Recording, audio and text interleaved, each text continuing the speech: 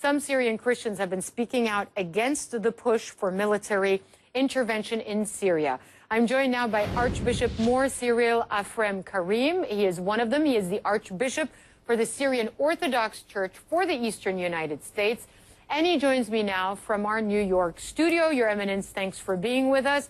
As you hear talk of a possible strike against Syria, what are your thoughts?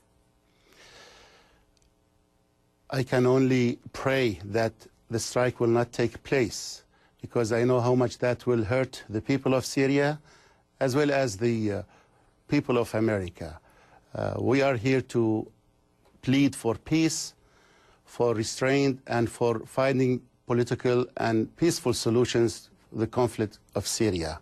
The United States of America is a great power. We are proud of the history and the achievements of the United States, and it can play a good role being the big brother to bring all parties together and to find a peaceful solution for Syria. War will not help anybody. But what do you think should be done if it's indeed proven that the government in Syria used chemical weapons? Do you think there should be no intervention at all? I'm not a politician, but as a citizen of the world, and definitely of the United States of America, of Syrian origin, I would say if that is proven, then there should be international norms and ways of dealing with the situation. The United States of America should not punish every person, every leader who is breaking the law. There should be international tribunal, there should be international ways if that indeed is proven. The American people should not... The American people should not be paying for all these atrocities happening in the world. I know we are taking leadership, and that's applaudable, but we should follow also the international laws.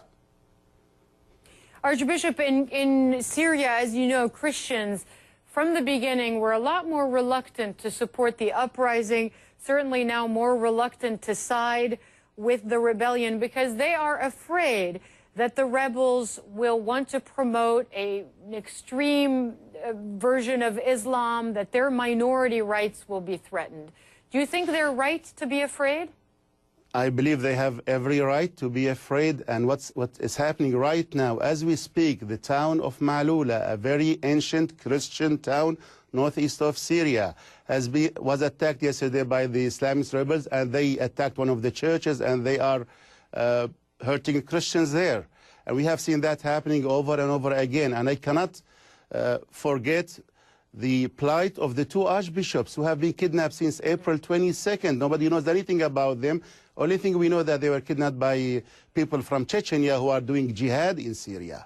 And I appeal to the United States and to the whole world to do something about the plight of these two Christian church leaders, because their kidnapping is a message to all Christians that you are not welcome in Syria. And we are all afraid, and the Syrian people in general, not only Christians, but many Muslims also, do not like to see an Islamic government very similar to that of Taliban and others ruling Syria and giving no space for other than people who share their own convictions and ways of belief.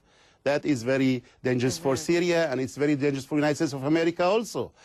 We do not want the United States of America to deal with such, to have to deal with such a government if the secular regime is toppled in Syria.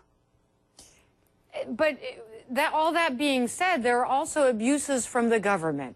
So the government doing what it's done over the last 2 years, also having kept a very tight control on freedom of expression, having major issues with human rights.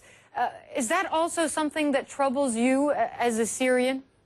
It does trouble me, and I'm not here to praise the government of Syria. And we know the Syrian government has many shortcomings and many abuses. But let me make it very clear. As Christians, as people of religion, we never had abuses or discrimination against us. Actually, we had very good treatment by the government and by the Syrian people in general. However, we did lack many other rights, such as right to express or to say who we are as ethnic minorities, in addition to religious communities. That is not acceptable. And I believe the government has started on a path of reform, but what's happening the last 2.5 years that does not give chance for any kind of reform or peace building or community building in Syria. So again, we do not condone any kind of violations.